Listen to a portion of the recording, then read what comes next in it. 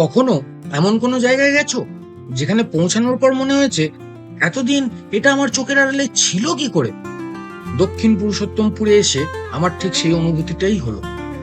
অনেকে এই সমুদ্র তটটাকে রেড ক্র্যাব বিচ নামে চেনে, কিন্তু প্রশ্ন হলো, সত্যিই কি এখানে হাজার হাজার লাল কাঁকড়া দেখা যায়, নাকি সবটাই সোশ্যাল মিডিয়ার গল্প? গত পর্বের শেষে আমরা পৌঁছে গেছিলাম একবারে লাস্ট মিনিটে বুক করা দক্ষিণ পুরুষোত্তমপুরের পাম বিচ রিসর্টে। আর আজকের বিকেলে প্রকৃতি আমাদের জন্য একটা অসাধারণ সারপ্রাইজ লুকিয়ে রেখেছে। সেটা কি দেখার জন্য তোমার পুরো ব্লগে আমার সঙ্গে থাকতে হবে কিন্তু। হ্যালো বন্ধুরা, আমি সন্দীপ, তোমার travel partner. Welcome to adventure Roadies. চলো তাহলে একসঙ্গে এক্সপ্লোর করা যাক দক্ষিণ পুরুষোত্তমপুর সি বিচকে।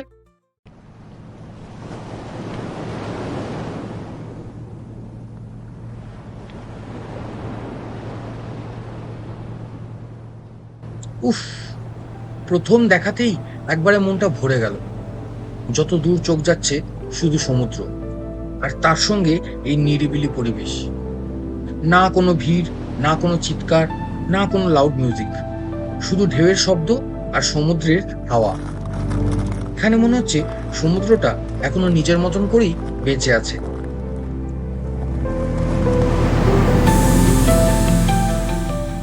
চলো একটু সামনে গিয়ে দেখি।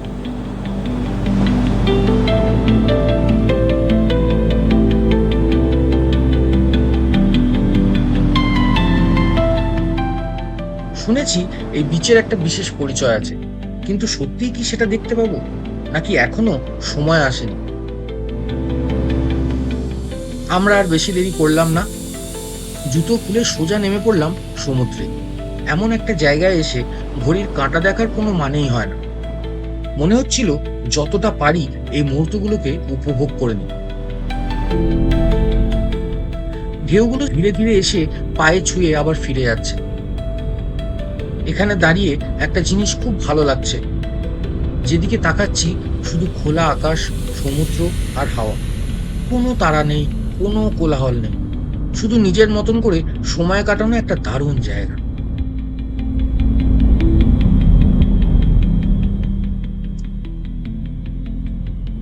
সবচেয়ে অবাক লাগলো, এত সুন্দর একটা বিচ, তবুও হাতে গোনা কয়েকটা টুরিস্ট।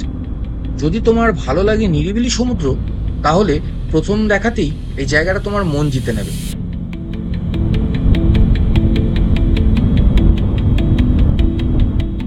কিন্তু আমাদের পেট এখন অন্য কথা বলছে।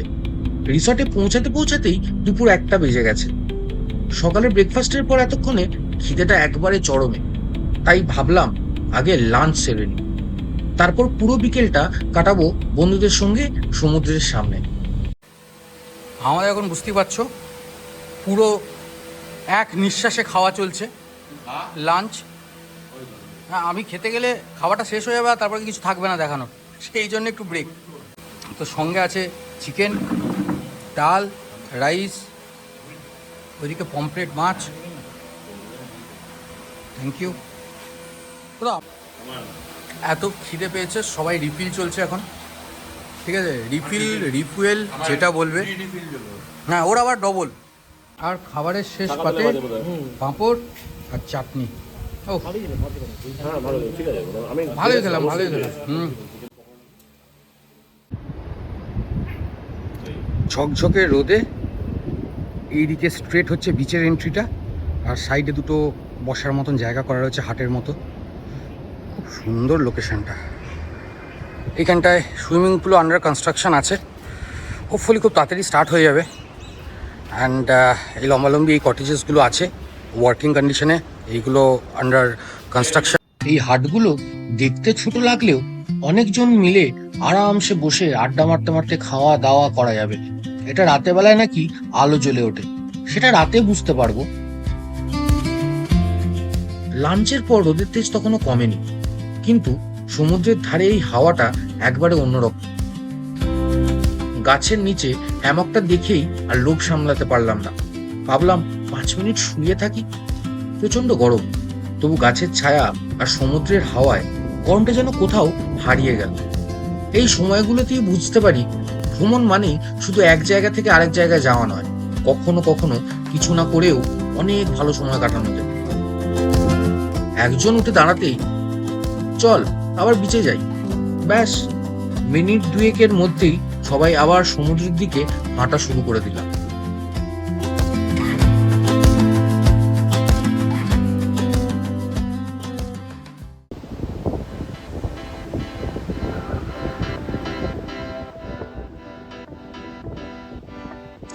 আর ঠিক তখনই চোখে পড়লো বালির উপর ছোট্ট ছোট্ট লাল লাল কিছু নড়ছে। প্রথমে ঠিক বুঝতে পারলাম না ওগুলো আসলে কি। আর সেই মুহূর্ত থেকেই রেড ক্র্যাব বিচ নামটার আসল রহস্য ধীরে ধীরে খুলতে শুরু করলো। গোটা বিচ লাল কাঁকড়ায় ছেয়ে গেছে একদম। হ্যাঁ, প্রথমে মনে হচ্ছিল বালির উপর যেন ছোট ছোট লাল পাথর ছড়িয়ে রয়েছে, কিন্তু একটু ভালো করে তাকাতেই আরে ওগুলো তো নড়ছে। একটা দুটো, তারপর আরো কয়েকটা, আর তারপর যেদিকে তাকাচ্ছি শুধুই লাল কাঁকড়া। সত্যি বলছি, এই দৃশ্যটা আমি আগে শুধু ছবিতে দেখেছি, কিন্তু নিজের চোখে এত হাজার হাজার লাল কাঁকড়া এই প্রথম। এবার বুঝলাম কেন দক্ষিণ পুরুষোত্তমপুরকে সবাই রেড ক্র্যাব বিচ নামে চেনে। আর সবচেয়ে মজার ব্যাপারটা জানো, তুমি যত দূরে থাকবে ওরা তত নিজের মনে ঘুরে বেড়াবে, আর তুমি এক পা এগোলেই ঝপাঝপ মুহূর্তের মধ্যে সবাই গর্তের ভেতরে। আমরা দাঁড়িয়ে অপেক্ষা করছি, আর ওরা বুঝি ভাবছে এরা গেল নাকি এখনো দাঁড়িয়েই আছে। একসময় তো আমাদের মধ্যেই কম্পিটিশন শুরু হয়ে গেল, কে সবচেয়ে কাছে গিয়ে একটা ভালো ছবি তুলতে পারে। কিন্তু ব্যাপারটা এত সহজ নয়। সত্যি বলতে এখানে এসে বুঝলাম সব সুন্দর জায়গায় ভিড় থাকে না। কিছু কিছু জায়গা আজও প্রকৃতি নিজের কাছেই যত্ন করে রেখে দিয়েছে। দক্ষিণ পুরুষোত্তমপুর আমার কাছে ঠিক তেমনই একটা জায়গা।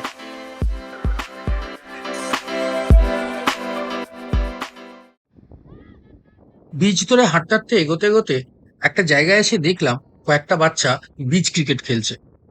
খুবই লোভনীয় এক দৃশ্য, আমাদেরও ইচ্ছা করলো, কিন্তু আমরা তখনও জানতাম না আজকে সবচেয়ে সুন্দর দৃশ্যটা এখনো দেখা বাকি। আকাশের রংটা বদলাতে শুরু করেছে, নীলের মধ্যে কোথা থেকে যেন হালকা কমলা রং মিশে যাচ্ছে। আকাশে কালো মেঘ ভেসে বেড়াচ্ছে, আর সমুদ্র মনে হচ্ছিল এবার যেন রাতের জন্য নতুন করে তৈরি হচ্ছে। এখন আমরা বিকেলবেলায় বিচে হেঁটে বেড়াচ্ছি, হাওয়াটা মজা নিচ্ছি, আর সুন্দর সানসেট দেখলাম এদিকে, আকাশটাও দেখতে পাচ্ছ আমার সুন্দর হয়ে আছে। পরিবেশ প্রকৃতি খুবই সুন্দর। তোমরা যদি আসতে চাও পুরো ভিডিওটা দেখো, ভিডিওটা দেখলে সব ডিটেলড ইনফরমেশন পেয়ে যাবে, কোথায় এসছি, কোথায় থাকছি, কি প্রোজ কি কনস, সব ইনফরমেশন কিন্তু ভিডিওতে থাকবে। তো পুরো ভিডিওটা কিন্তু অবশ্যই দেখো। ধীরে ধীরে সূর্যটা দিগন্তের ওপারে মিলিয়ে গেল, আকাশের রঙও বদলে গেল। সূর্য ডুবে যাওয়ার পর সমুদ্রটাকে যেন একবারে অন্যরকম ভাবে পেলাম। চারদিকে শুধু ঢেউয়ের শব্দ আর জলের ওপর ছড়িয়ে থাকা চাঁদের আলো। কিছু দৃশ্য ক্যামেরায় ধরা পড়ে, আর কিছু দৃশ্য শুধু মনেই থেকে যায়। এই মুহূর্তটা ঠিক তেমন।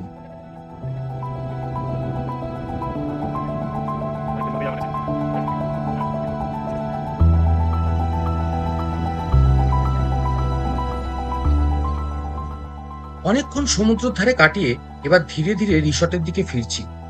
রাতের আলোয় পাম বিচ রিসর্টকে যেন আরো সুন্দর লাগছে। রিসর্টের চারিদিক নানা রঙের আলোয় সেজে উঠেছে, চারপাশে শুধু শান্ত পরিবেশ।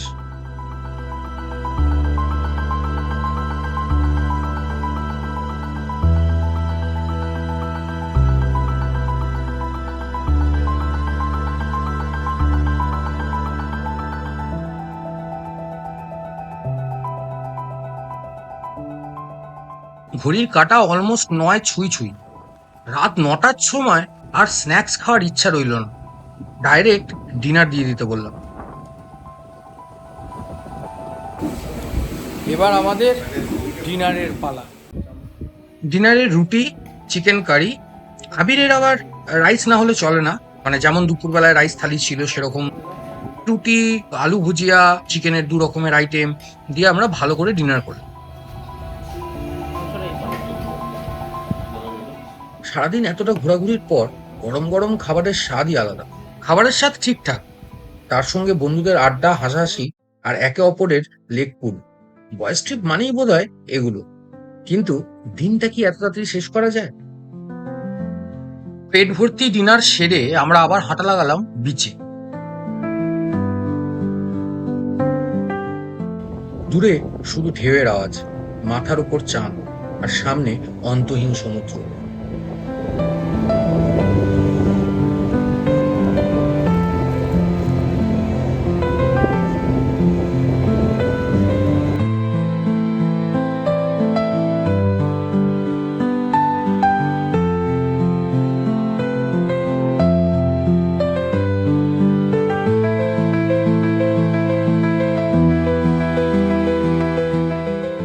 বেশ অনেকক্ষণ সময় কাটিয়ে আমরা যে যার রুমে ফিরে এলাম রিসোর্টে। প্ল্যান ছিল ভোরবেলায় উঠে সানরাইজ দেখব, কিন্তু এসির নিচে এমন আরামে ঘুম হয়েছে যে চোখ খুলতেই সকাল 8টা। থাক, সব প্ল্যান মেনে চললে রোড ট্রিপের মজা কোথায়? ফ্রেশ হয়ে আবার চলে এলাম সমুদ্রের ধারে। সকালের সমুদ্রটা যেন একবারে অন্যরকম। মনে হচ্ছিল আরো একটু যদি সময় থাকতো হাতে।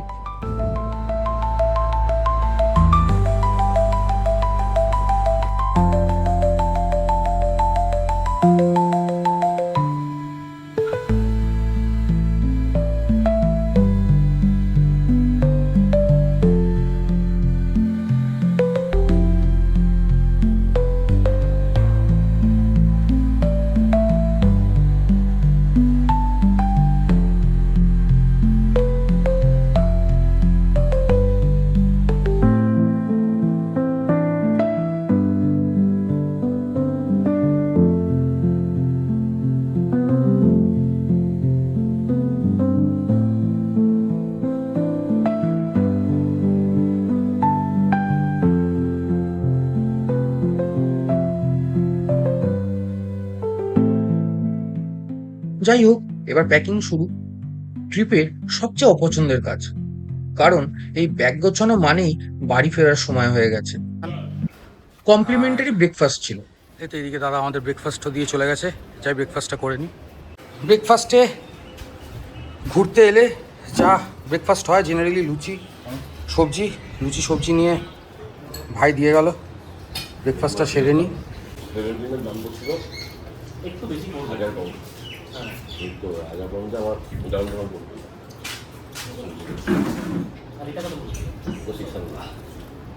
আমার অত এমনি আইফোনের ক্যামেরা খুব ভালো। ব্রেকফাস্ট সেরে সব জিনিসপত্র গাড়িতে তুলে দিলাম। ম্যানেজার তার আগে বাকি পেমেন্টটা করে আমরা আস্তে আস্তে বেরিয়ে পড়লাম রিসর্ট থেকে। কাল বিকেলে প্রথম দেখা, আর আজ বিদায়। খুব অল্প সময়, তবুও অনেকগুলো সুন্দর স্মৃতি নিয়ে যাচ্ছে এই জায়গাটা।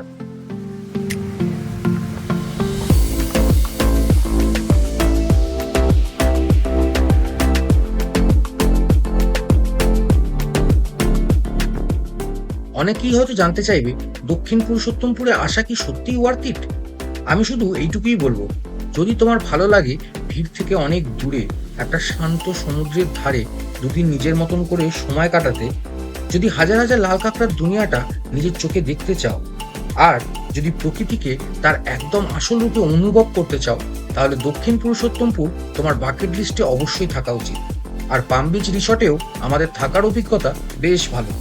অ্যাডভেঞ্চার রোডিসের সঙ্গে আজকের এই রোড ট্রিপ এখানেই শেষ। ভিডিওটা যদি ভালো লেগে থাকে একটা লাইক করো, আমার সঙ্গে ঘোরার জন্য চ্যানেলটাকে সাবস্ক্রাইব করো, আর নোটিফিকেশন বেল আইকনটা ক্লিক করতে ভুলো না, কারণ সামনে আসছে আরও নতুন রাস্তা, আরও অজানা গল্প, আর আরও অনেক অ্যাডভেঞ্চার। ততদিন ভালো থেকো, নিরাপদে গাড়ি চালিও, আর সুযোগ পেলেই ঘুরে বেরিও। দেখা হবে খুব তাড়াতাড়ি নতুন একটা রোড ট্রিপে। Till then, take care, by.